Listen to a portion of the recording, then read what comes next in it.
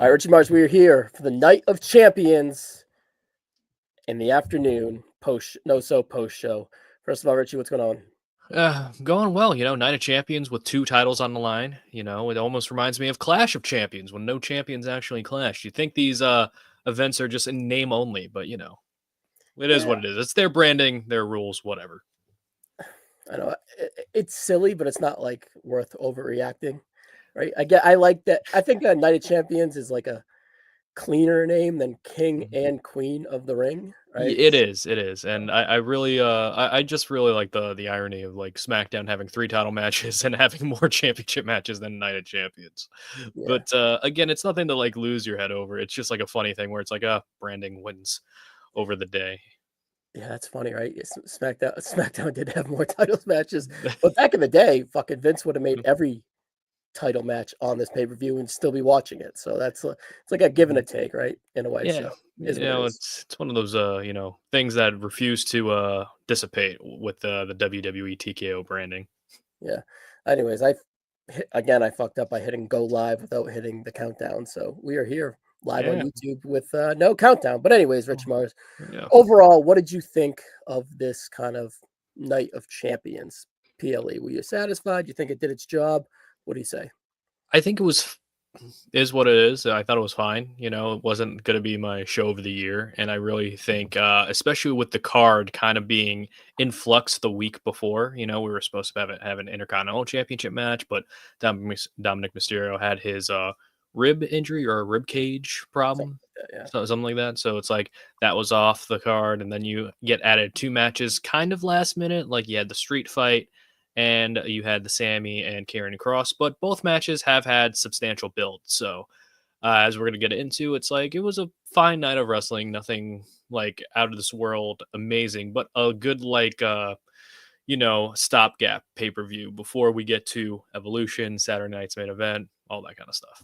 Yeah, now I'm actually curious. This is like in the weeds. Where do you think that they plucked that Sami Zayn and Karrion Kross match? Assuming that's the match that they plucked to kind of, or they plucked Rhea and Raquel, right? Where do you think they plucked them from to insert them into this pay per view?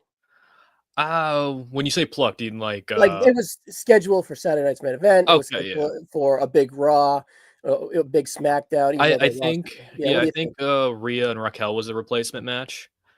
What do you think it Uh was scheduled for originally?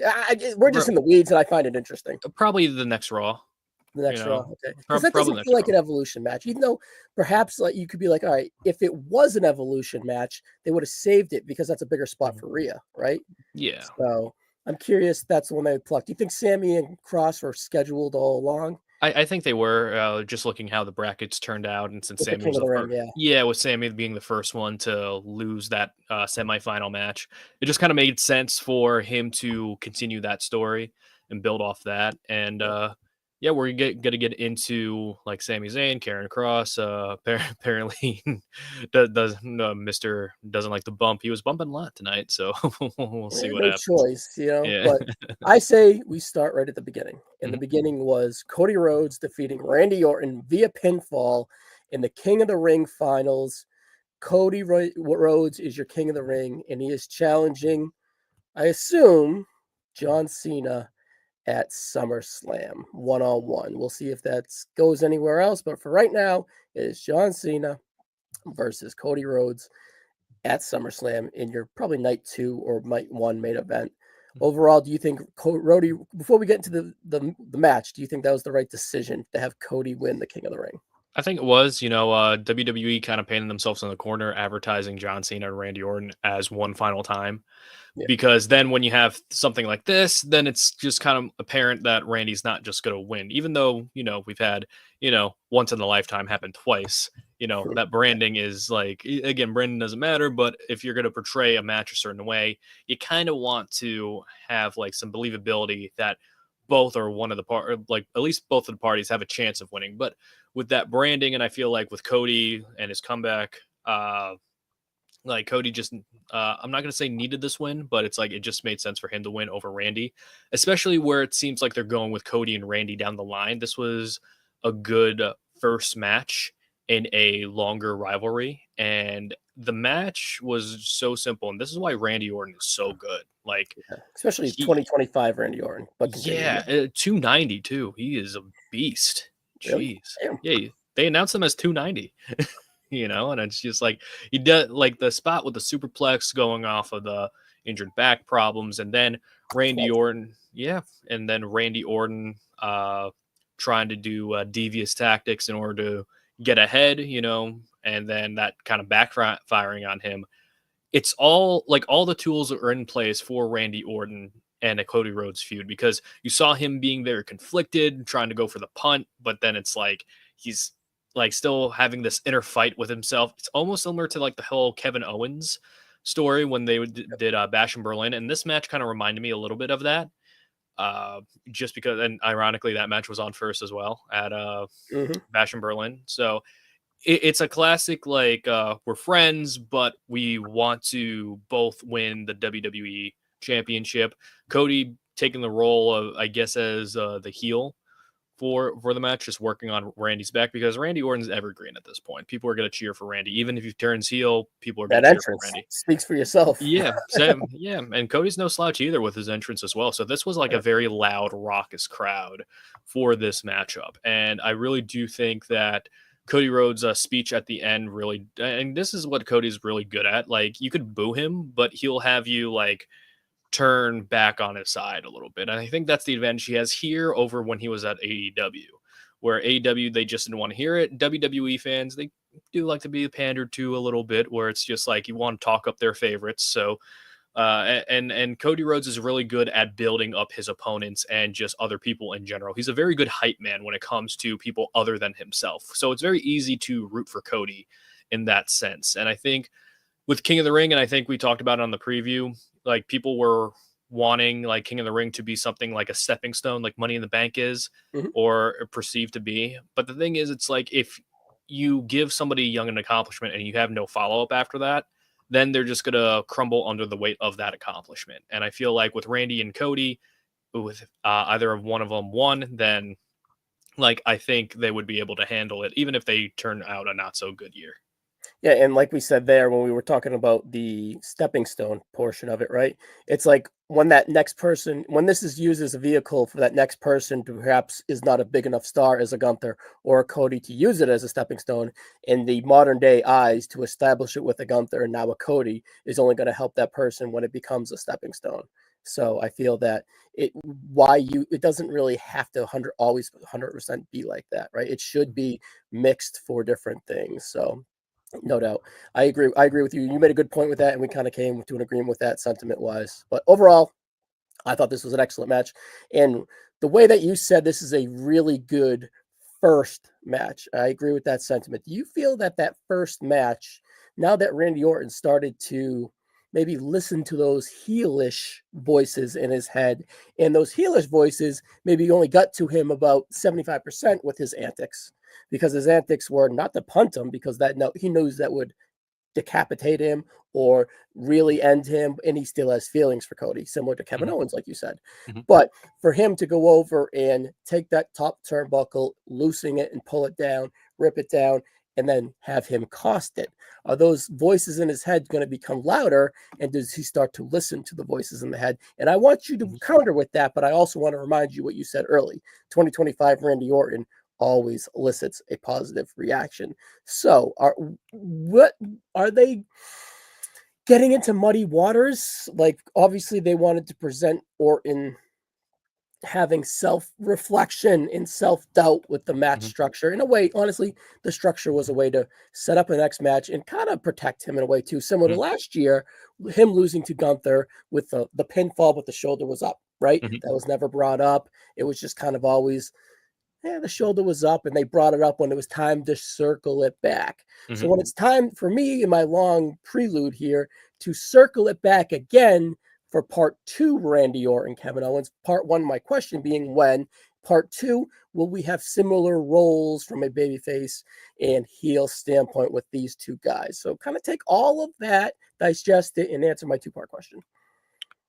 Yeah, I think with Randy Orton, what was so good about the structure of this matchup was you can make the case that Randy Orton beat himself Yeah. in a lot of ways, where it's just like, you know, he was the cause of that superplex hurting his back. He was the cause of the turnbuckle costing him that match. He was the cause of delaying using the punt. And if we saw the promo on yesterday's SmackDown, he said he wouldn't hesitate, but he hesitated. You know, he hesitated and it cost him. And this is almost like, and this is like a Dragon Ball Z reference, so I don't expect you to get it. But I'll it's listen. yeah. It's like if you know who Vegeta is, he's like Goku's rival, and like one of the sagas, like, you know, he's like suburban dad mode, where it's like he's just raising his family, but it's like he never really got that win over Goku for power, and that just ate at him, and somebody took advantage of that and got in his ear, and then he turned evil again. So it's like, it's almost like with Randy, the setup is there for just one person to get into his ear and get into his head about getting soft. And during this whole run, that Cody, you know, called Randy Orton back to be on his War Games team. And to this point now, Randy Orton hasn't had many victories in the PLE column. And he's really just been like dad Randy Orton mode, where it's just like, you know, he's there, you know, he's having a good time. And I like this Randy Orton. It's a very different Randy Orton. I think his promos have been top notch in comparison to his earlier career too. And I think Randy Orton is very underrated when it comes to promos because he's now actually having fun cutting them. But we haven't seen that devilish side until we saw, you know, Randy turn on Edge, and we see him being very capable. And this is also a very different, very scary Randy Orton. Again, being 290, it's a completely different style, but it's a style that still works in the case of Randy Orton. So I really do think, like, with all that coming in mind, with the voices in his head, all it needs is another outside voice to get in his head to actually pull the trigger on forwarding this turn on Cody Rhodes. And it doesn't even need to start as a turn in general. It could start as Cody wanting to give Randy a rematch for the WWE Championship if Cody were to win the WWE title at SummerSlam. And then Randy Orton is now feeling like he's a charity case when that wasn't supposed to be. It's like, am I still the Randy Orton of old? Can I still get number 15? And that's where the conflict lies, because Randy Orton is trying to be world champion again, and he hasn't sniffed that gold in about 5 years. So it's still a pretty long amount of time, especially for Randy Orton, a guy who seemingly won a world title every single year of his active competitive streak. Yeah. So it's going to be pretty interesting to see where Randy Orton goes from here, how he gets affected by this loss, because the camera kept shooting to Randy Orton as Cody was making a speech. Yeah, and he was in the backdrop too, walking away as well. Yeah, and you saw him, like, you know, like being kind of incensed, you know, like either if he was angry with himself or angry at Cody. That's not that wasn't described, but it's the first time we've seen Randy like really like pissed, you know. Yeah. So it's like that they gotta build off of that. Yeah, so I like how you brought back the Edge portion of this. So is this the last time where Randy Orton was kind of a good guy and he turned heel? Is when a friend from the past triggered him due to maybe whatever means, right? Now that we can harpen back to when Cody was champion in 2024, they a few times on SmackDown, they'd have Randy Orton kind of peeking over and staring at that belt. So that friendship angle really worked well with Edge, but minus 38 match where the way I can't believe they didn't edit that. But anyways, that feud still was a pretty high point for both guys. I feel that there is enough room for Randy Orton to kind of go down that lane in his character current day, despite being so beloved, right? And honestly, they might want to change his music, and he's a guy that could get away with it too. And honestly, just go back to when the fire burns, his first song, you know what I mean, or the light. Oh, burning my light. Burning my light. Yeah. The burning his light in his eyes. Honestly, like I would just have him. I'd have him come out to no music. Yeah, I hate that gimmick.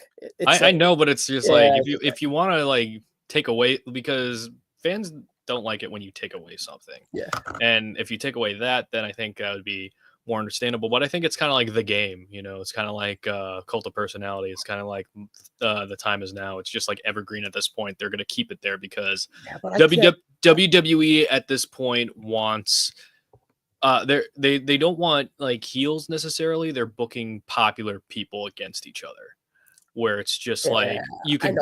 boo, like it's a choose your own adventure. You could cheer this guy, you could boo this guy, but in the terms of the story, we know who the babyface and who the heel is. I'm just feel it's a little vulnerable because that song is so over. Not that Mhm, he's not over, he's incredibly mhm. over, especially at Right. this age of his life. But just to listen to that crowd chant voices as he walks to the ring, they've done that in Paris. They've Hmm. done that, and then they even did it for 3 minutes afterwards. The bell rang tonight. I just to take that away. I know they present stars versus stars, sure, right? But Hmm.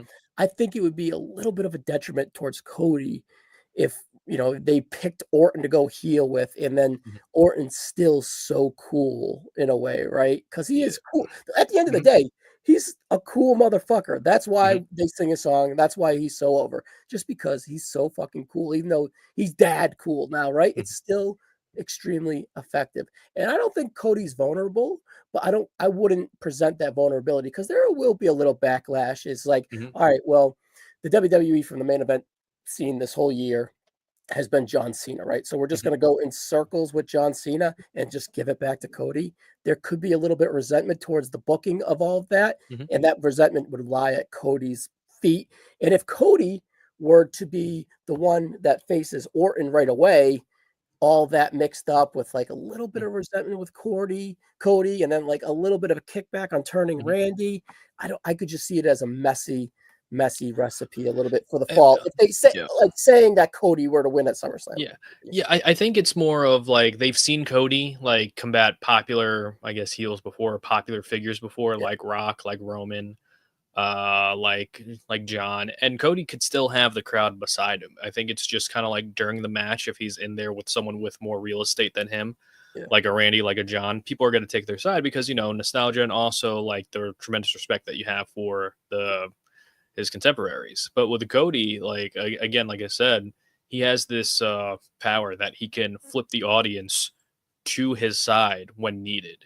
It might not happen within the match as we heard tonight. The crowd, doing the yay boo spot with Cody in the boo and Randy in the yay. They're still popping for whatever Cody Rhodes is doing, but they're not yeah. booing him. I think it's just kind of like here's the old guy that we want to see because we know he doesn't have much time left. And here's the guy who's the current guy. We like this guy, but if we had to pick and choose, we're to go with the guy that we haven't seen for a little bit in this position. And that's what Randy Orton brings to the table because Randy Orton's in a position now where he hasn't been in quite some time. And that's the main event scene. And with Randy Orton and also with the voices in his head, there's another portion I just want to talk about is every WWE championship match that Randy Orton has had, other than Gunther, it was done with chicanery. The John Cena match, the Roman Reigns fatal four way at the Rumble that he was a part of, never got like that one-on-one match like Cody did. Cody had to get it twice. Randy Orton only had one opportunity.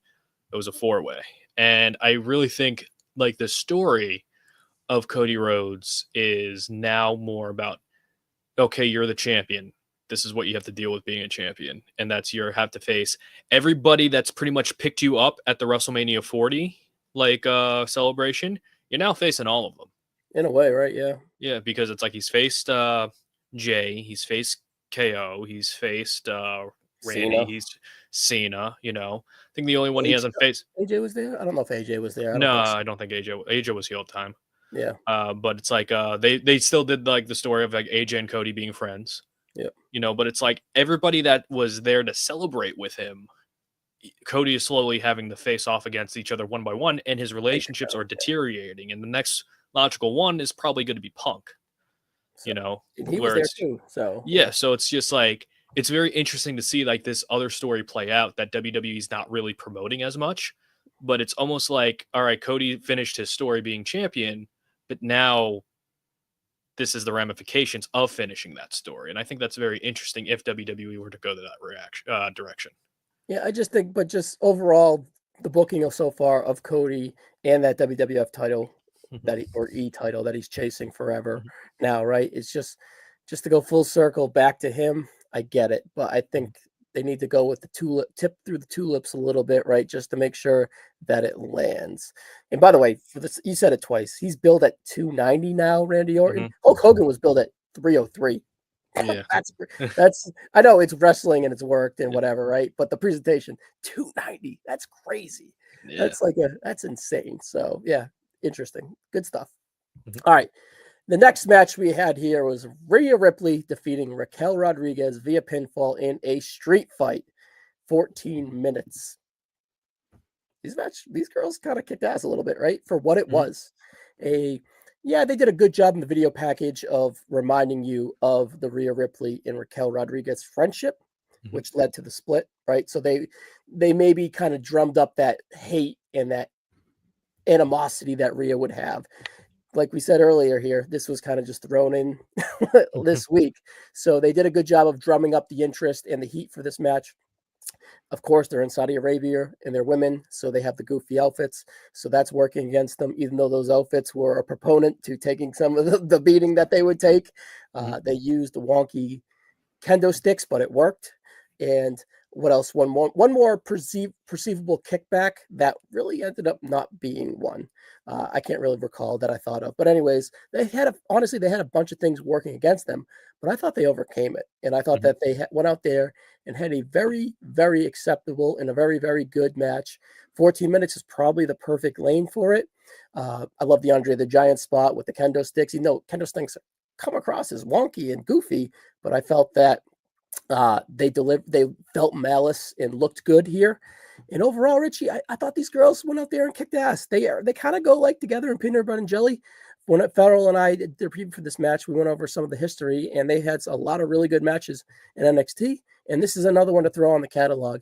Is it their best match ever? No, but I thought it was extremely acceptable. And honestly, Rhea Ripley did not have a good 2023 and 2024 from an in-ring standpoint, minus the Mania 34 and Mania 39 and Mania 40 matches with Charlotte and Becky. She didn't really have a great catalog of matches. So far in 2025, it's been their mission to make sure she goes out there and, first of all, wrestles, and she is, Mhm. and she's delivering when she's wrestling. She's having a very sneaky, very good year from an in-ring aspect. Rhea Ripley is, and she's been quietly doing that as well. So I kind of wanted to give her flowers on that. And this is another catalog to kind of throw at that. This match is another match to throw on that catalog of 2025. So overall, do you feel that this match lived up to their history? Because I know you're a big NXT guys, you're familiar with it, and do you feel like it kind of delivered? This was a match that Raquel Rodriguez needed in the worst way because she's been doing the Diesel thing with Liv, Yep. where it's just like when you're the bodyguard, it's an easy like imagery position to be in because you know, oh, you're tough, you're going to defend this person who is smaller than majority of the other girls, so it really like you're going to be noticeable, but at the same time you're not going to get many matches to call your own. Like again, being in the tag team division, also a great spot for Raquel Rodriguez to be in because she could beat up whoever she needs to beat up, and then Liv Morgan can come in and take the pin. And now with Liv gone for an undisclosed amount of time, you really have to accentuate Raquel Rodriguez and giving her more opportunity and more personality because now the big personality of the Judgment Day is now off the table, and that main like web is now off. You know, now there's no Finn storyline. Now there's no Raquel tag team. There's no Roxanne storyline. There's no Dirty Dom storyline. So now it's like you kind of have to make up what's due. So what does WWE do? You got to put Raquel Rodriguez in the forefront, and that's Yeah. exactly what they do. And especially with Raquel Rodriguez's return at that like Shark Cage match at Bad Blood, I know a lot of people Atlanta yeah, a 2024. lot of people like poo-pooed that match because again, it was a very confusing finish, and I agree. But and like Raquel Rodriguez got a lot of pushback from that, you know, and she's just coming back from sitting out a period of time due to her illness, Yeah. and thankfully she's okay, and thankfully that she's can be able to be put in a position where now the spotlight can be on her. And with Evolution around the corner, now's the time that you need to start promoting Raquel Rodriguez as a dominant force. And this match was a part of that. And of course, with Roxanne Perez coming in, it was a smart decision, just kind of tie them together a little bit more, even though Raquel was wary of Roxanne, but now she doesn't really have a choice in the matter. So now it's like we're going to see these two unite for a short amount of time, if that, and we're gonna see how this partnership differs or stays the same comparison to Liv. And with Rhea winning and overcoming the odds, I could see people not being a fan of that. But for me, I'm just kind of like, She eh, should have won. yeah, it's just like one of those things where it's like she's in a, I don't want to say filler feud, but it's like a feud in between like championship matches, and that's exactly what people have been asking Rhea, not to be revolved around the championship. And with that, like now she could either go on do other things or still take grab a partner and take the tag titles or go for the tag titles. But for now, it's just like it was a good match to showcase Raquel Rodriguez. It's a good match to showcase Rhea in a different light. That finish with the table, and I saw like some people calling out the referee for holding the table, and I'm just like, yeah, they do it all the time, kind of. Yeah, it Like was so, hold a ladder. That's it's like whatever, right? yeah, They did a it's good like job of that super. shooting it to not harp on it, right? Yeah, it's like the super riptide. I thought was a cool finish. And yeah, you have them going on bigger, better things. I just hope they keep up this momentum with Raquel, and then she doesn't become a background character when Roxanne joins the fray. Yeah, I thought Roxanne kind of maximized her minutes in a weird role where she was not to go out there and shine, but she was to go Mhm, out there and present herself and shine Rhea and have mhm, Rhea overcome. And I felt that she did a good job and didn't really kind of kill all her momentum. mhm. And that, with that being said, I kind of forgot she was in the match until you brought it right back up. Right, so I was like, oh yeah, Roxanne was in there and it was pretty good, but it wasn't really at the forefront of my mind. But yeah, totally acceptable match.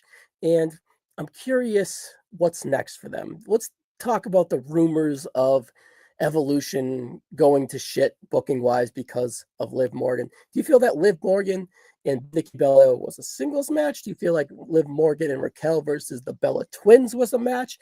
Or do you think we were going to get Io Sky versus Liv Morgan? What did you think was the plan for Liv Morgan?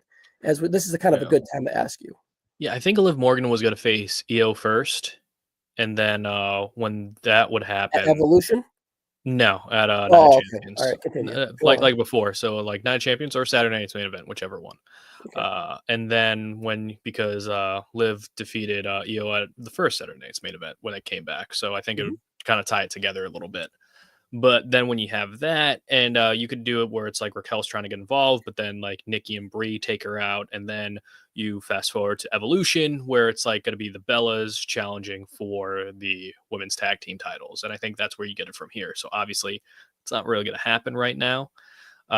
So I think that was the original plan for Liv Morgan and be very integral in that portion. And like if it wasn't a tag team match, then I could have seen like a 6-woman match where it was like Raquel, Liv, and Roxanne versus the Bellas and Rhea, or the Bellas and Io, or something like that. Yeah, I'm curious what they do. I wonder if they kind of do like a Rhea in a tag partner now versus them, Mhm. something maybe like Rhea and Nikki is weird.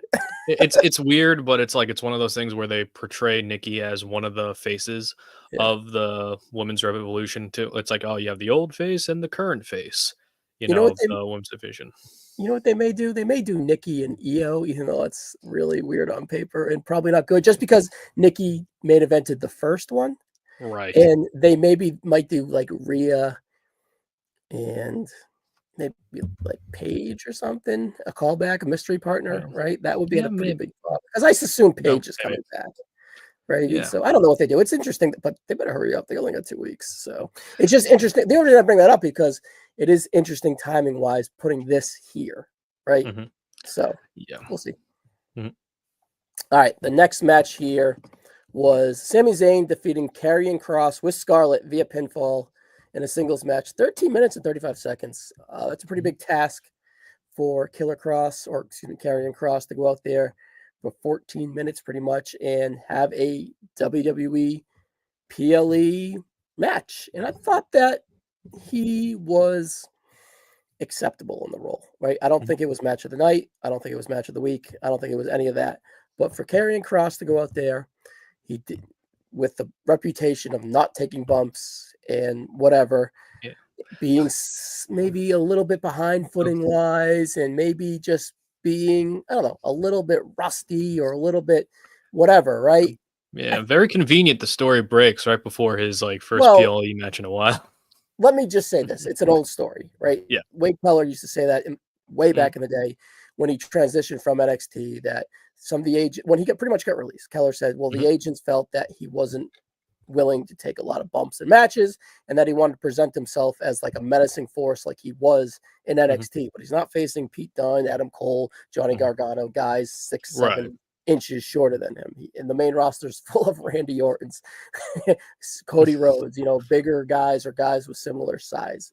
So he's going to kind of be swimming upstream and be very limited if that's kind of the perception that he's going to have of himself when he talks to these agents. That's the story. The story wasn't coming out in 2025. It was a No, yeah. brushed off old story back when he kind of got released. Yeah. So now that he's in this contract year, timing of this is very good. I think that he's going to come out and probably get a contract just because how of the announcers were talking about him, right? That's Just what I was gonna bring up, yeah. for instance, I'll let you go deeper into it, but for Mhm, instance, the one that I felt that was so illuminating for him was when they were talking about him snapping baseball bats with his hands, right? And mhm. having this bear-like crawl glip. And then 20 seconds later, he's transitioning nicely, mind you, into a sleeper hold, a cross jacket, so to speak, that I had no idea was his name for his move because he never really has moves like that. So it's not like he's presented on TV a lot, but I liked how they were talking about his grip strength and how strong he was. And then Mhm. 20 seconds later, he's in the middle of the ring, applying a chokehold, so to speak, right? Trying to wear down Sammy, right? So they presented him in a very good light. What other uh, commentary tropes did you pick up for the positive on Cross? Just because Michael Cole was putting over like his social media following and how people are gravitated towards him and how like he's like this deceptive guy who made the New Day see like their current personas, and it's like one of those things where I wish they would harp on more if Karen Cross had more matches, but like with this being a matchup in Sami Zayn's backyard essentially, and Karen Cross trying to come in there, you could like have him almost like a martyr esque kind of figure and being like, I was like in there where it was 100% your side, and I still saw you doubt yourself a little bit, where it's just like, now that we're over here, is that still going to be the same story? This Karen Cross being like this thorn in everybody's side. He's basically like and I mean this in no negative way whatsoever. He's kind of like a taller, more like interesting fusion between Sean O'Hare and Just Joe. If you remember Just Joe, I see Shadow Hair, but why is 1999 Heat superstar Just Joe? two Oh, two because they thousand caught. two two thousands because like he would stir the pot a lot, Yeah, Just okay, I Joe. know what you're saying now. All right, I Yeah, thought you meant from so an internet aspect. Yeah, yeah. Go ahead. no, no, no, no, no, Continue. no, no. Continue. But Continue. it's like that's how I see it, where it's just like Karen Cross, at least with this character, doesn't need to win inside the ring. His win is the At mind this game. level, at this Yeah. level that Yeah, he's at this level that he's doing. He's the person that's gonna employ these character changes. Whether people recognize it or not, I really do think that Cross does have longevity in WWE.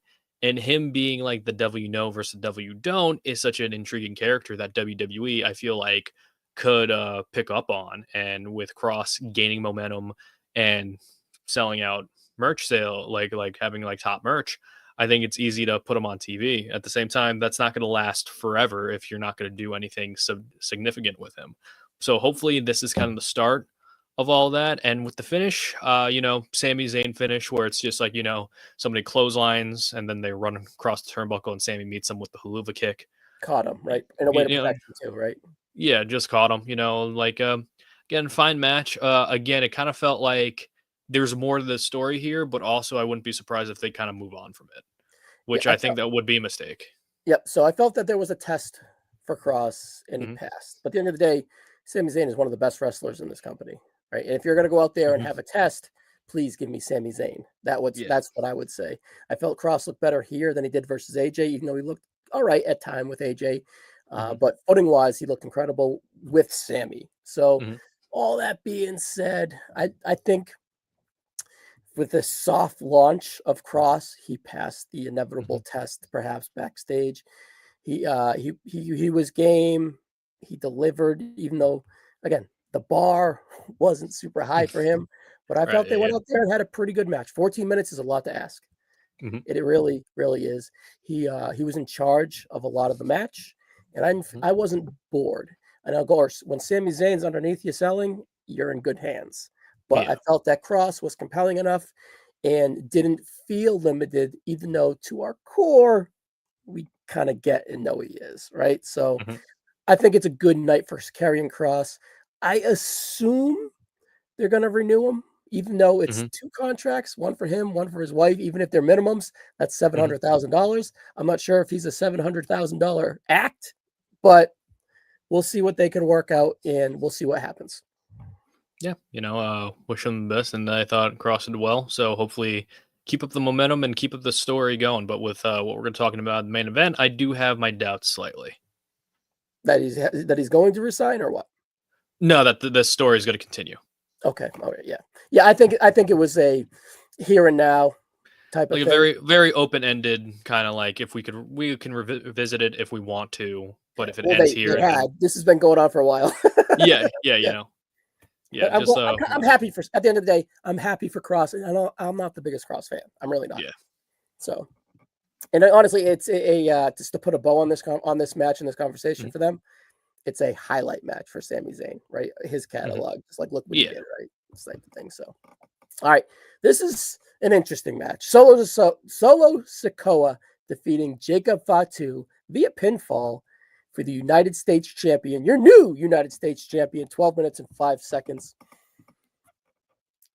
The exchange, the chain wrestling, the stuff before, Solo on top, Jacob underneath. I was kind of into it. I didn't think it was that bad. I was like, Mhm. okay, Solo. I thought like we're Yeah, that wrestling here. Fatu's yeah. again. Fatu isn't Sami Zayn, like, Mhm. but he's over. So it's easier to go out there and have a good match when you're over. Mhm. Fatu's over. That's no doubt. So Sikoa was extremely pushed in 2024, but from a presentation, he didn't live up to that push. Where the push that he got, the results from an in-ring aspect, character aspect, say what you want, it didn't live up to the push, right? But Mhm. now that he finds himself with the Bloodline 3.0, unbelievably, but anyways, he finds himself in the mid card, Mhm. and he has this mid card comedic twang to him, which just works. He could not do this as tribal chief. That would not fly. It would not be good at the top of the card. But now we're in the mid card of the SmackDown. Jacob's on the rise, using Solo as a vehicle. Him in the like Zero Mano, like the LA Night, the stuff he was doing, the Money in the Bank, the stuff he's constantly been doing on TV, kind of since WrestleMania, the Joker side of him, right? Mhm. Just fits. It makes him endearing. It makes him likable. Even though he shouldn't be likable, he's a heel, so on and so forth, right?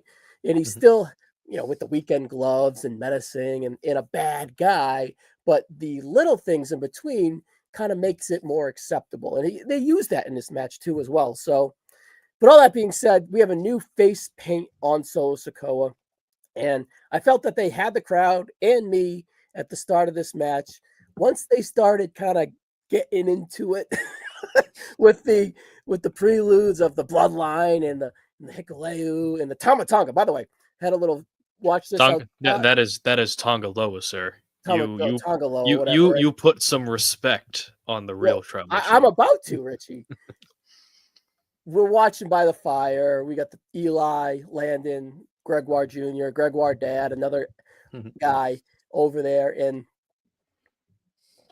Tonga Loa pops up. Pop of the night from the kids. Tonga Loa, because they share the memes of him fucking up, and then he doesn't fuck up with the suplex, and they're like popping. They're like, yeah. So there's like this weird baseline, true Tonga Loa love. Yeah, it's based off memes. It's based off botching. It's based off fuckery. But I was glad that he was back. He'd been gone for War Games, right? So yeah, Yeah. that's almost 8 months, 9 months, right? So he is the extra foil on this Bloodline 3.0. But I like how they presented him for the hope And then there was hope when they didn't work for Jacob, and then the hammer of Hikuleu that they did not call Hikuleu. So we're probably going to get a name change. Hmm. And we have a completion of a 3.0 bloodline. Tamagaloa, Hikuleu, JC Mateo, and your leader, Solo Sikoa.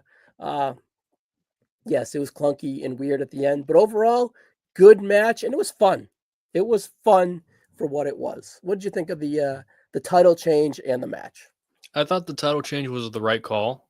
Agree.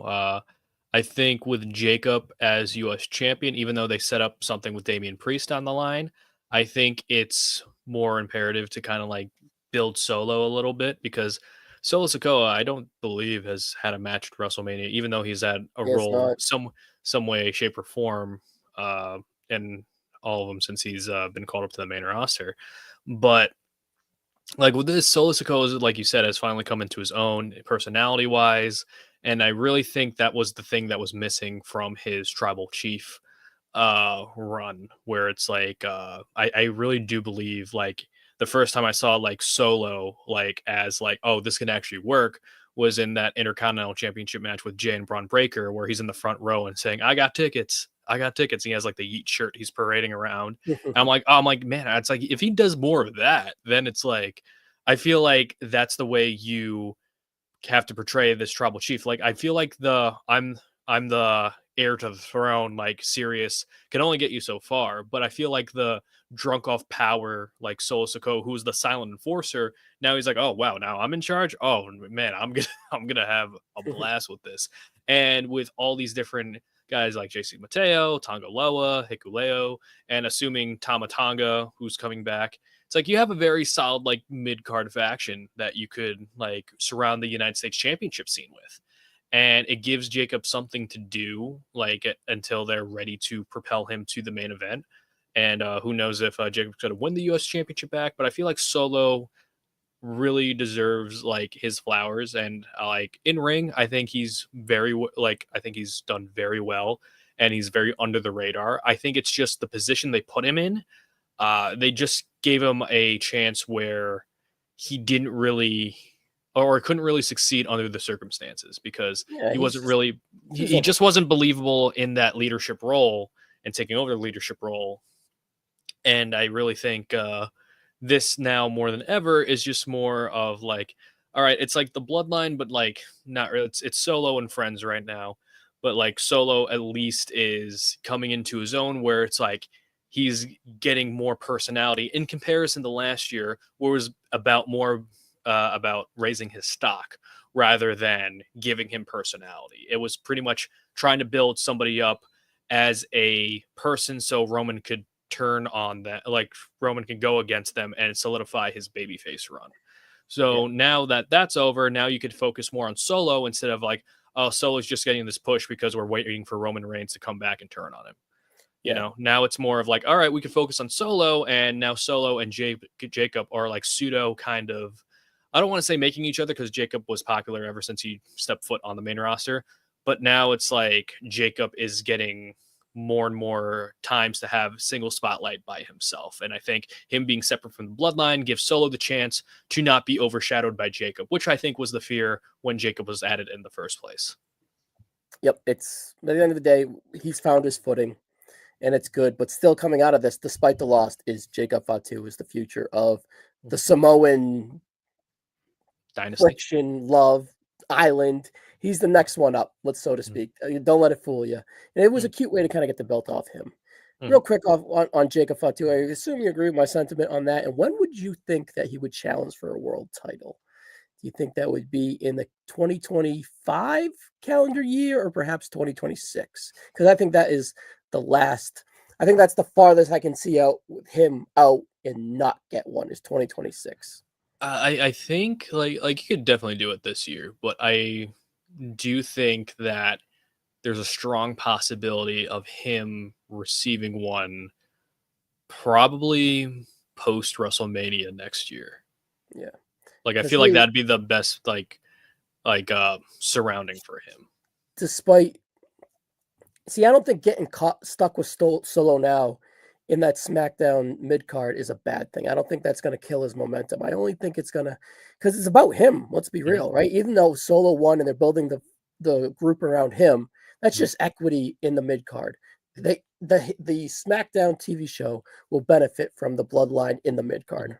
I think this is his Absolutely. first pinfall loss on the main roster, right? He might have taken one in like a tag match, but I think perhaps, Yeah, probably that because would make. I know he dropped a couple dark matches, but like nothing like on television. Well, I think it's if we have to think about it and scratch our head, yeah, perhaps maybe he took. Well, no, Tama Tonga would have took it, right?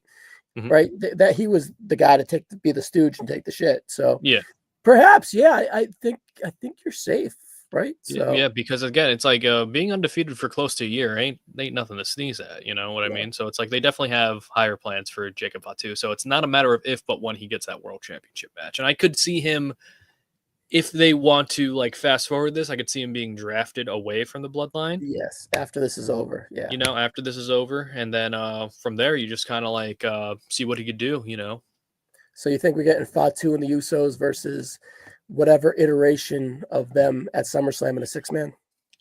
I mean, Can you imagine it's Jason Mateo, it's. Tonga Loa, and Hikuleo in a match? Like, who's going to take the heat there? Oh my God, Cobb's a mess. I think Jay's going to do something a little bit different on SummerSlam because they kind of hyped it up on the SummerSlam kickoff a little bit. I think they go Jay and Seth at SummerSlam. Really? Okay. I think that If he's I not think in the match, I thought we could talk about that later. But I yeah. think that LA Knight would be the first LA opponent. Knight would also be a good one, but with Saturday night's main event coming up, I'm not sure like which way. Like you could go either or, but I think either Jay or LA Knight's going to be the Seth Rollins like SummerSlam match, or Roman outside chance he's finished with a Street Fighter. Yeah, I don't know if yeah, we'll circle back on that Yeah, after the next match. But overall, yeah, I thought this was the second best match of the night, maybe the third. I'd have to see with the Rhea and Raquel match, right? yeah. But I think the opener was easily cleared number one, and this is second or third, right? So Right. Yeah. a good accomplishment. Yeah. All right. Ugh. We just talked about talk about some of the best matches. This was not. This is probably the worst match of the night. Jade Cargill defeating Asuka, Queen of the Ring finals. Since Jade won Queen of the Ring, she has earned a match at SummerSlam for the world title on the SmackDown side of things. The reason I don't bring up Tiffany Stratton is, do you feel that Tiffany might be the one to challenge her? Or do you think should she be in caution because every week she's getting a Money in the Bank tease? So overall, before I ask you answer that question, the match was what it was. I Hmm. think on paper, giving her Roxanne in the semifinals and Asuka in the finals was a great way to set her up this week to become Queen of the Ring. But she went out there and had two rather disappointing matches. I don't think this is a little bit better than the Roxanne one, but overall, it's still on a pay per view that was pretty good match quality wise. Didn't really deliver Yeah. greatly. So, Yeah. what do you think of the match, and what do you think of the first question? With Jade matches, it's tough because everyone like I don't like when people compare her run in AEW to this one because it's a tale of two different kinds of like wrestling styles. Because she was a heel in AEW and WWE, she's playing a babyface, and with a person like her build and her size and what kind of character she is, you know, coming from underneath isn't the strong suit for Jade when you're only taught to wrestle one way, and that's as a heel. But they're going with the megastar motif with her, where it's like, oh, you know, it's like she's the next big thing, and that could be very like hit or miss really quickly because you have next big things like Brock Lesnar, where it's like, oh wow, we accept him in the main event scene right away, and then if you fall below those expectations, which I think a lot of people think Jade has, it's going to be a lot more tougher of a road to travel. And I feel like WWE kind of set Jade up for, I don't want to say for failure, but it's like when you're hyping her up this much and you know that she's not really ready for the spot that you want to position her in, fans could be like, all right, like you're telling us we have to cheer for that. No, why are you telling us to cheer that this is the best that we got when you have people like we want to see in the main event, like Roxanne and Asuka? But this is their way of solidifying Jade Cargill in this spot. And I think with her match with Naomi at WrestleMania, it shows that she can have good chemistry with a lot of people on the roster, depending on the build, and depending on the time that she has going. And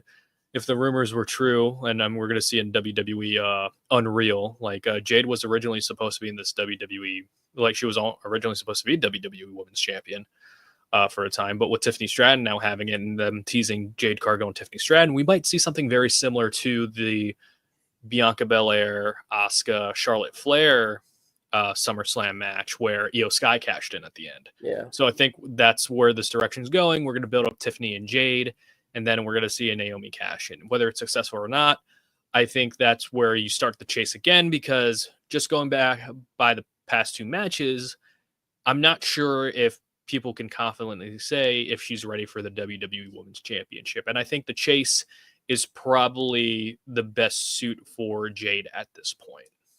Yeah, it's just unfortunate or fortunate in a way, right? That Tiffany and Jade is the match, right? Like they're in a tough spot because on paper it feels clunky because Naomi is looming with the Money in the Bank, which it could be a good thing or a bad thing for the SummerSlam match because it would insert a lot of excitement, but it would be totally dull and flat until that cash in I mean, it's happen. gonna be it's gonna be similar to the Cody Solo match in terms Yeah. of people were just looking at the aisleway looking for Roman.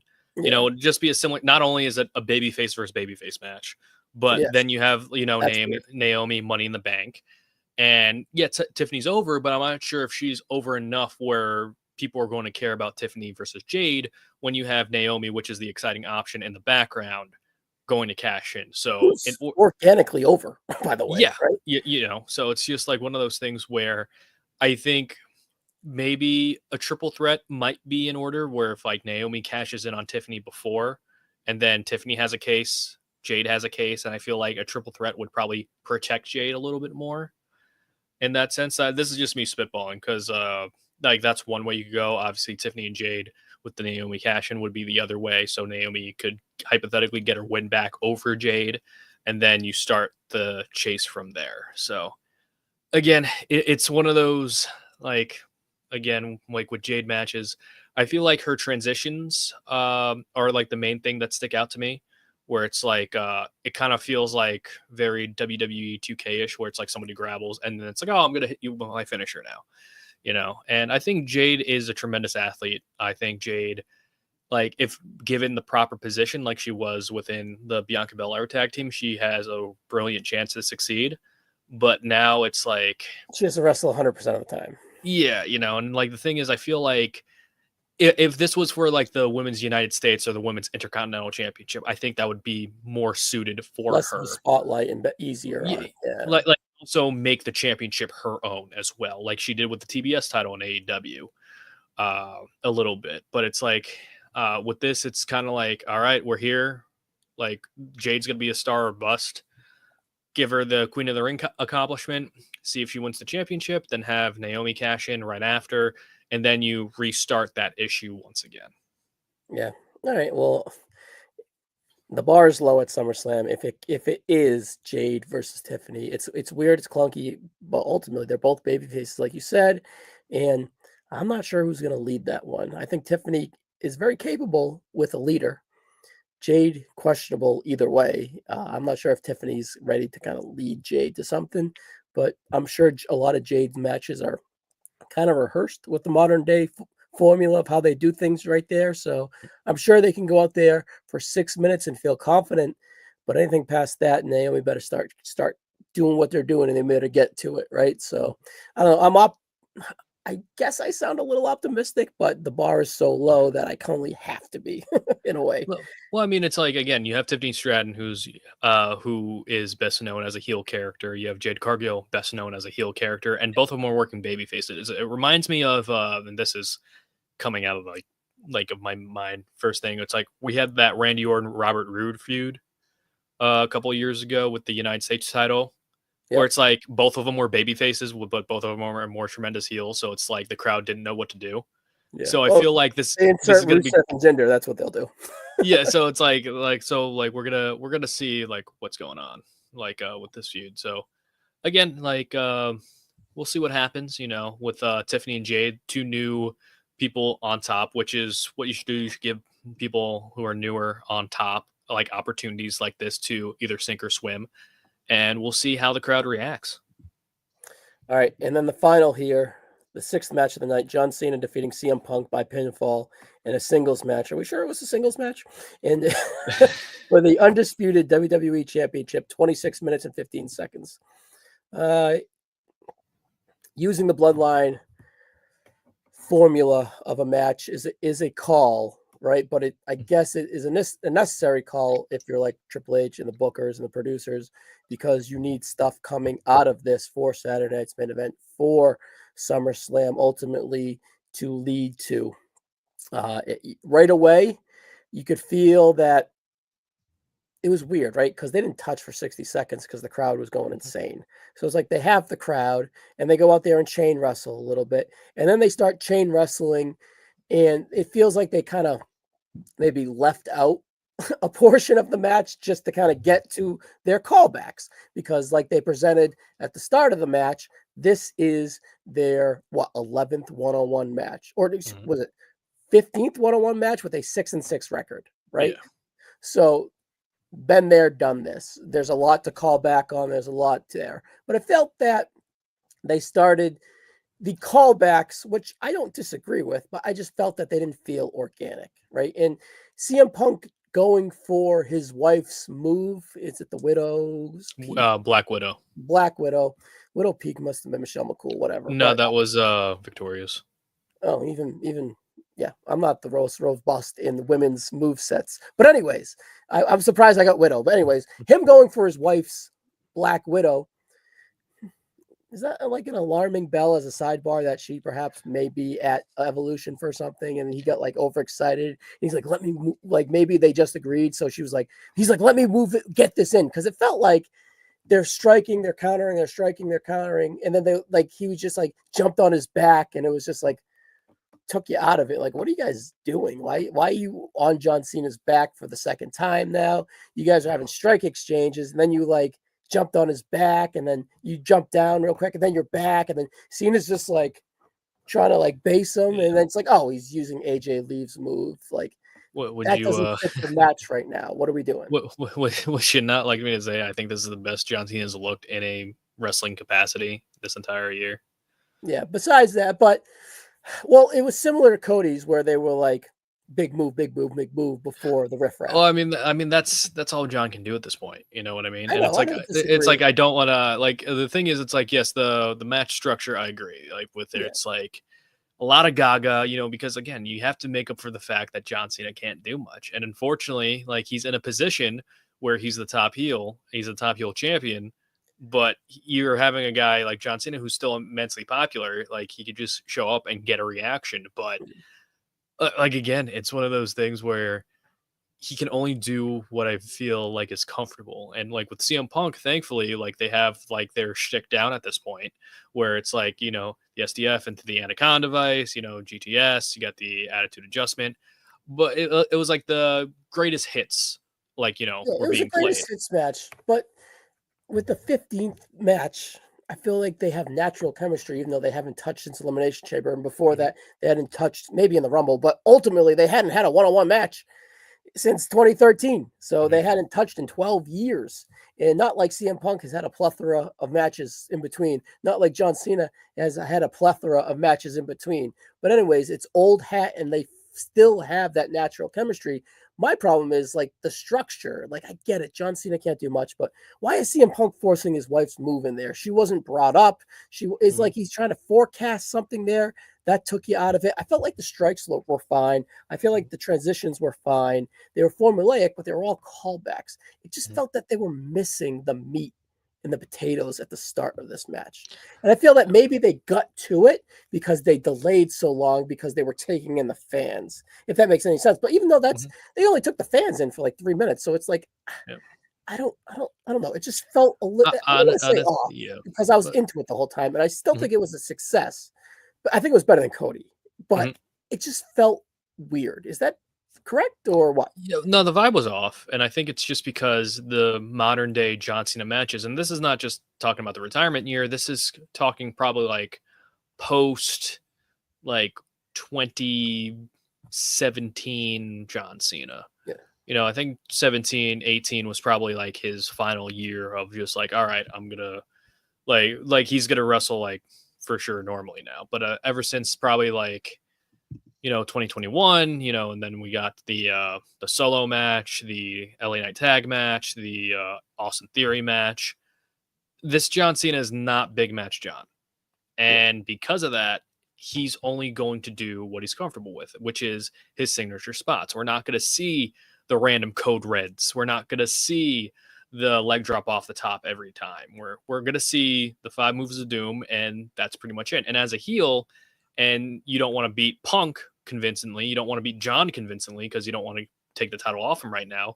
What do? You have to have like a lot of Gaga, and that's where the Seth Rollins stuff comes in. And with Seth like coming in a suit, like my thing is like, I'm like, why are you in a suit if you're trying to cash in? He's not cashing in. I said it right away.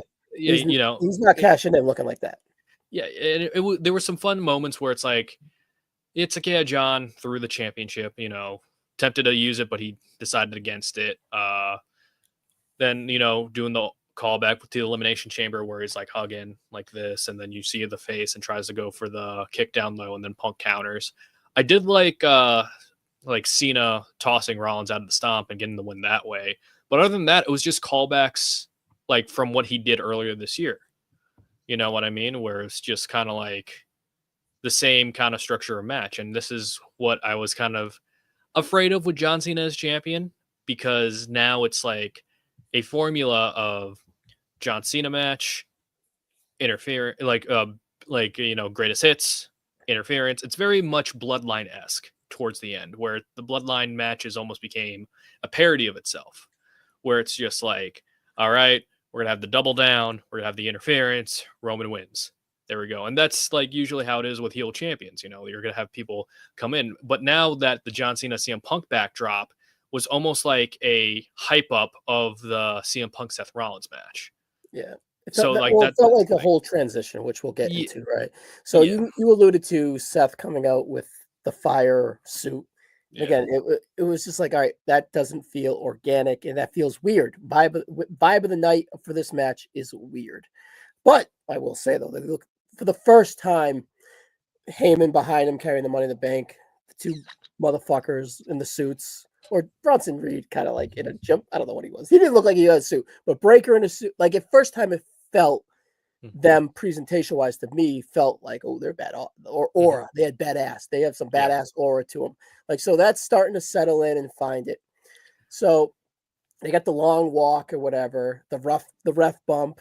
And then it's like, all right, what are we getting here? That you see the scowl on CM Punk's face when he realized Seth is here, because ultimately Seth has said it. His goal is for CM Punk not to win the world title. And he has Money in the Bank. CM Punk's in a world title match. He is going to play into his role. So they have the hoopla. He fights off Reed. He fights off Breaker. Has the weird spot outside. I put that maybe perhaps on Breaker and Reed not catching him or being too close to the ring, maybe underestimated his 46-year-old legs, right? So there was something to that. Like something happened. And then, the announce table spot, which kind of like crinkled into there. And I think, I was happy for Penta. Penta got to showcase in like a PLE main event. So I was happy that he was there. Sammy again came out, took out Breaker. John hitting the AA on Bronson was very impressive. Charles Robinson is what I was getting to. Is like when I was like, Charles running down like WrestleMania 24 with the Edge match, right? I go to Eli, I go, that's gonna be a meme. And then he fucking Cena like Adam Cole's Keith Lee spot to Charles Robinson. Eli goes, that's gonna be a meme. Yeah. Perfect comedian timing by Eli there. But that's where I was like, that's kind of where we like peaked. Like, is the presentation of Seth, the realism of like, are we gonna get this? What are we getting? The throwing of Cena. Again, that's a babyface move, right? Like Cena's starting to shed this skin a little bit.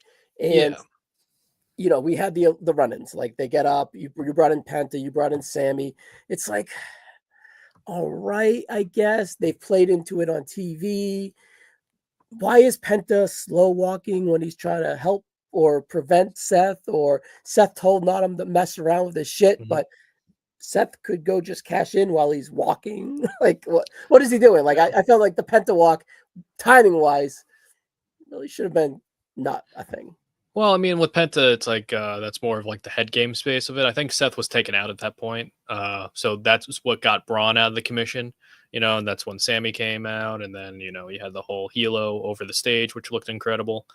But yeah, I think it's just one of those things where, especially with now John Cena matches, it's more of a background, or it's like, all right, let's build up other stories other than John to at least maximize the minutes while also killing time for this main event a little bit.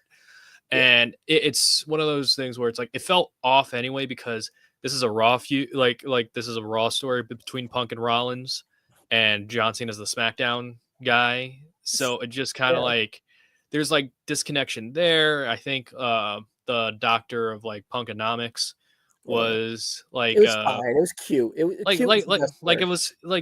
it was fine. Personally, it's like thought it was a missed opportunity because John Cena hit Punk with like legit criticisms, and your response is just some fun lines here and there while not addressing the criticism whatsoever.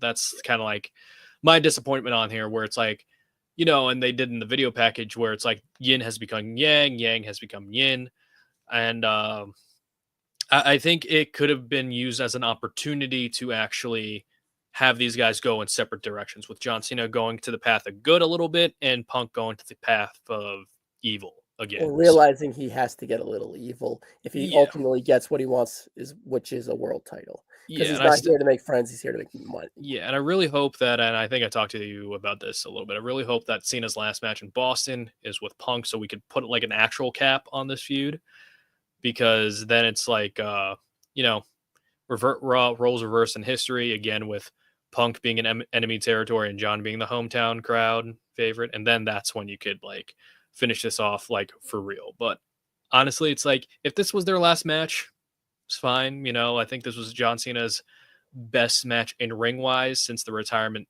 tour began, which is again not saying him a lot, but again he can't do a lot. So again, it's one of those things where he has to be protected in this sense, with all these interferences, and it sucks because you don't want to see like John Cena rely on interferences during this match. But again, it's the heel that they're trying to get over, with Cena trying to take the win any means necessary.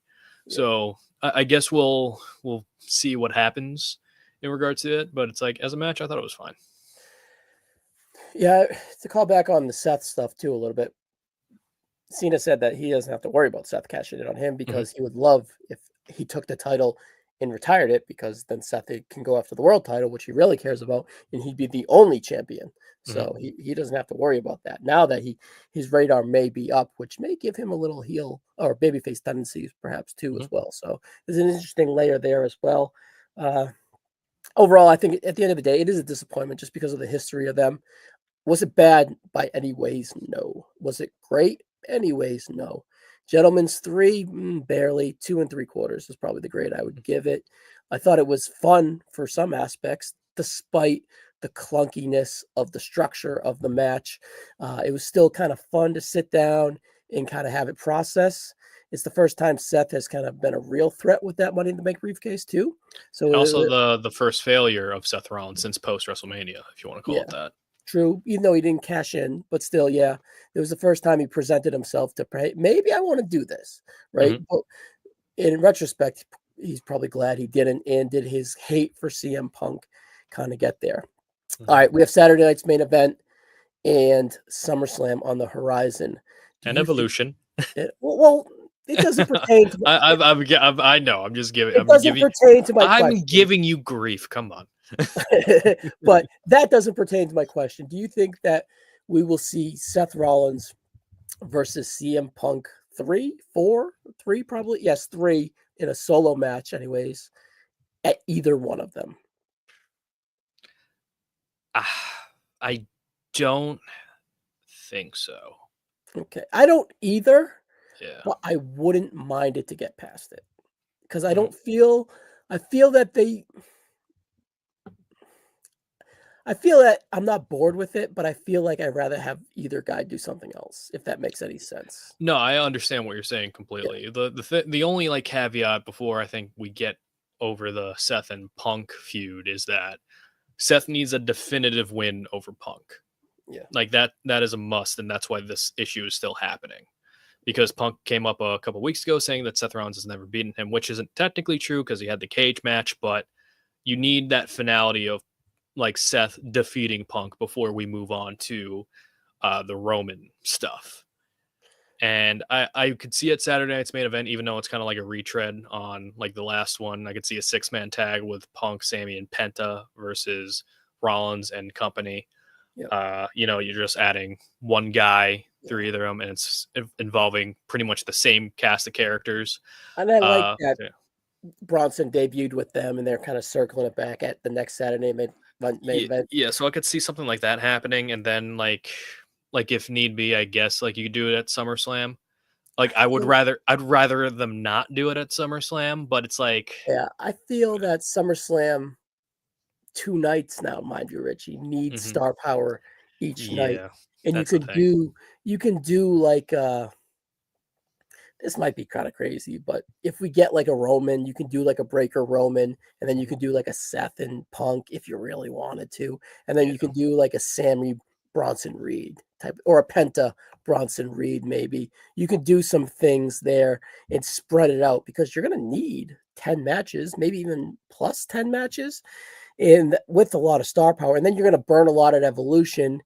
You have a Saturday night's main event too, so I feel, and you only have 1 month, mind you. yeah, This is June that's another 28th. thing. Yeah. SummerSlam's in 5 weeks. Hmm. That's 2 weeks is the massive weekend, and then you have a 3-week build after that. Hmm. So I feel that yeah, we're gonna kind of need stuff sooner than later. Especially because now it's like you have Gunther, who's like world champ, and what's he gonna do post Goldberg if like Seth cashes in that night? Because Well, hypothetically, he could cash in on Gunther after the whole thing, and that's when like Punk does the like interferes. You could have a triple threat matchup possible. I don't know. Like yeah, that's the thing right now with Raw. Everything is kind of up in the air, which is cool. It should be exciting. However, it's like we've seen Seth and Punk pretty much at each other's throats since Punk returned. yeah. And like I feel like the only way this could end is one if there's like a draft shortly after SummerSlam, It or feels like there two, will be. yeah, or two, it's like you get like a loser leaves Raw match, and that's where Seth gets Punk out of his hair, and then he could use that as like his leverage towards the other people on the Raw roster or something like that. Yeah, that could work. All right. Do you think yes or no? Because I have a follow up afterwards. Yep. Do you think we'll have Roman Reigns by SummerSlam in a match? For a match in SummerSlam. Yes. Okay, because if you're 2 weeks all in weekend, Saturday night Evolution, Roman Reigns returning that weekend, still a lot of headlines. That feels like would make a lot of sense. Now, can Roman Reigns return and not go after Seth and his group, Braun Breaker or whatever? No. Okay, because what's Gunther doing at SummerSlam? We don't know. It just feels like SummerSlam 2 nights. Cena, Well, Cena, Cody. according to Jay, him and Gunther are 1-1, and I'm just like, oh, I'm not sure that's how that Don't works. no. Jay, you want equity? You have good equity, Jay Uso. Shut the fuck up. It's no. Go save Jimmy. Go save Jacob. Cash in your chips there. Take a break. If they do Gunther Jay again, that's going to be backlash on Jay. I'm just telling you right now. Could they do Gunther Roman? Is that way too early? Is that weird? Just because if you look at it, that's a very, very presentable night 1 or even night 2 match. That's a safer night 2. Like if you want to really go with it, even though it's not a history, I presume Cody Cena night 2. But you Mhm. need something for night 1. Yeah, for that, I could definitely see Roman versus Gunther, especially if with Saturday night's main event in Atlanta, you have Roman's ties there as well. So if, let's say Gunther is not relinquishing the hold, or Seth is and his group are about to beat down on Goldberg, for instance, and then Roman makes the save, and then then you could kind of weave in Gunther and Roman that way, with Seth still trying to deal with Punk, and then you could have that heist of the century potentially. But yeah, either way, it's like I don't really mind Roman and Gunther. I think it could be a night one main event, but it's like, It's uh, fresh. yeah, the thing is, it's like with Gunther, there hasn't been anybody up really anybody being built for him. And Yeah, I it's think that, weird. He's weird. and I think it's pretty unfortunate because Gunther's a phenomenal talent. Yeah, And honestly, Gunther's like best matches have been with people that we wouldn't expect to, at least within WWE, have been with yeah, people we haven't really expected with. You know, he has had that wonderful Intercontinental Championship run, but then like you have a match with the Miz, who is traditionally not the best in ring worker to a yeah. lot of people, and that match was very good and great, Two of them. even. Yeah, Two. you know, and like even like some of the matches with Jay, I know people give Jay a lot of flack. It's like they're, I think majority of him and Gunther's matches have been very good. I think the weakest one was probably like the Mania WrestleMania. one. Yeah, ironically. But with Gunther, it's like, what else do you do with him? I know Ilya Dragunov is kind of on the side. I'm not sure if he's That's ready. not a bad one whatsoever. And he would Yeah. feel fresh. It's just like, but is that mainstream? Is like the hardcores would be like, let's go. There's some history that they can play into because he Yeah. tapped out, right? He Hmm. tapped out at 31, or excuse me, 36 takeover, Hmm. just like he tapped out to Jay made him tap out. So they Hmm. can play into that Yeah. match wise. At the same time, I'm kind of like, but are they saving that more for a Clash in Paris? That makes more sense. Yeah. So it's just like, like Clash in Paris, yeah. I'm surprised Paris doesn't have a castle. But other than that, I think I think with Gunther, it's more Castle of Run. he's like the wrestlers champion. You know what I mean? Yeah. Where it's just like him being mainstream would be phenomenal, but like I'm not sure if WWE has anything like that set up for him. Like I could, Well, if he wants to go mainstream eventually, a Roman Reigns SummerSlam main event would only help that in the long run. mhm. Yeah, and but at the same time, with Roman going after Gunther, going after a title that he proclaimed to be the losers bracket championship, I'm just kind of like, is that going to be brought up, and what's his justification for going after that championship? If there is one, and there's just like some things to discuss. It's like the top Raw title scene is just kind of like very much in flux because Seth has that Money in the Bank, and I think a lot of people are expecting Seth to be Money in the Bank, and then I think WrestleMania 42, like one of the nights, is going to be Roman and Seth for that title anyway. So, or it could be potentially be Seth and Sammy, depending on if they want to pay off the Sami Zayn story some way, shape, or form. But Yeah. yeah, it's going to be very interesting to see how everything plays out. Yeah, for sure. I just don't. It's just interesting to look at because he's such a big player, and Mhm. he really hasn't been talked about since the night after WrestleMania or around there. No, And yeah, but it's just I just can't see him not coming back and not mingling with a breaker. I think the ceiling. I think the best work, honestly, the best presentation for Roman would be Gunther. But if they were to go breaker in a singles match at SummerSlam, I think that's money. I think that'd be a lot of equity to put into breaker, and I think the match would fucking rule. hmm, You know what I mean? yeah, And I yeah, think you could semi-main one night. It's like Orton versus Roman at SummerSlam 2015, right? It's yeah, perfect. Or 14, excuse me. I think it's perfect, honestly. I think it's yeah. a good use of Roman Reigns. It plays into the story, and Breaker could take the loss. And because Hmm. Roman's been losing kind of a lot for him as of late. So I don't know. I feel that's the best spot for him. But if they want to like go with him, they can Hmm. go with Gunther. I just don't want him to come back and we're in a tag match. It's just like Yeah, I can't and say I think because it's like we did the last year, like the can they coexist tag match with Cody, no. and you don't want to really do that with Punk, Yeah, but there's going to be a time where that's probably going to happen, like Clash of Paris. But I could also see Punk going for Breaker and Roman going for Seth. You know what I mean? So it's like that's the good thing about this. Is like there's a lot of different options on the table. So like again, I am very curious to see how everything plays out. no, no. All right, we're at the end here. Overall, I would say 6 out of 10. Pretty good show for what it was. The definition of a B pay-per-view with a big main event that is polarizing a little bit, but at the end of the day is what it was. Gentlemen's 3 at best, probably 2 3/4 if you really want to be critical, but they did a decent job of sacrificing that main event quality to propel a bunch of stories going forward. And I like that we don't know what those stories are actually going to be. We kind of went a little bit back and forth on what they could be. We have Big Star and Roman Reigns rumored to return, and SummerSlam should be hotter than this, and I assume it will be. Right? We got Evolution in 2 weeks as well. I don't want to not mention it and catch any heat again, Richie. And then we have Saturday Night's main event as well, too. So a lot going on in July leading into the 2-night SummerSlam. So overall, where's your excitement of the WWE right now coming out of this Night of Champions?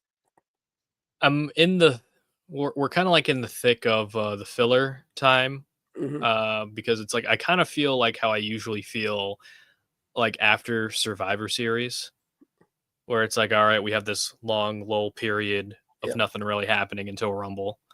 But then you got Saturday Night's main event, you got Evolution, and then that's when I think, and that's the tough thing because you're not only building up Saturday Night's main event and Evolution, but you're also building up SummerSlam simultaneously. Yeah. So it's like one of those things where, And you're like, building you're excited, blocks towards it. Yeah. yeah, like you're excited, but at the same time, there's a lot to keep your mind like your mind has to pay attention to all like three different things at once, and that's kind of hard for a viewer to like get like excited because you're not sure what each show is going to have right now. So you can only kind of take it like a day at a time. But for SummerSlam, since it's kind of going to be in like my backyard a little bit, it's like it's going to be interesting to see how they're going to promote this 2-night SummerSlam, how successful it may or may not be, and see like how the build is towards it. Because usually SummerSlam, sometimes biggest party of the summer, but how are they going to get that level of excitement like you mentioned before? Yeah. Because like I said, my level of excitement is kind of like at a 6 right now. It should be Hmm. higher, but this is a good parallel to that kind of end of fall, early Hmm. winter fog before we kind of get into Royal Rumble season. Let's ramp up Yeah. into SummerSlam season here. Hmm. I'm looking forward to that. And they don't want honestly, Richie, they have 3 more massive weekends this summer. Hmm. They got Labor Day, SummerSlam, and then 2 weeks from now. They don't Yeah. want to peak. They don't want to peak right now. Right. Right? Yeah. This is a building block pay-per-view, and honestly, the main event was kind of sacrificed for a building block here Yeah. and whatnot. So over And it it really also, shouldn't have been that case too. I wouldn't rule out a 3-way with Cena, Punk, and Cody either. Like I wouldn't rule that out because they did Hmm. give Punk some outs here, right? Yeah. So we'll see. We'll see. We'll see. Yeah. But overall, I think we're both the same. 6 out of 10 Yeah. on tonight and 6 out of 10 on excitement heading Yeah, into the and I think we're both in agreement. Opening match was probably the match of the night for both yes. of us, just because like how it was worked. Just And it won't be Randy. their best match either, I don't think either. Yeah, that's the thing. It's going to be very similar to the Kevin Owens feud as well. Which, and if it just like catches like a fraction of that, how good that was, then I think we're in for a pretty cool ride with Cody and Randy. So yeah, and that's probably our fall, right? So cool. Yeah, All right, Richie, it was great to have you on here. We'll have you soon for thank you. Raw or SmackDown as we're chipping away. We got a lot in the chamber. Mhm. We're gonna start unloading them on YouTube during the slow weeks. And we're gonna finally get a little bit of that as we're heading out of the PLE. So Richie Mars, thanks, buddy, and we'll see you on the next one. Yeah, thank you for having me.